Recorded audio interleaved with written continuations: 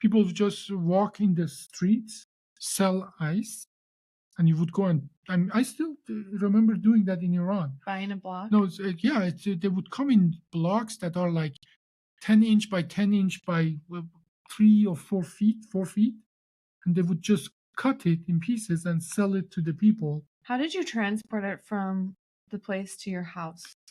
In your hands or? Well, they would come to front of your house. Oh, okay. They would I come was with a kind of car. picturing like they were stationed at Oh no, you can somewhere in the as well go street. somewhere, and that would be cheaper. But Yeah. they would come to front of your Mhm. house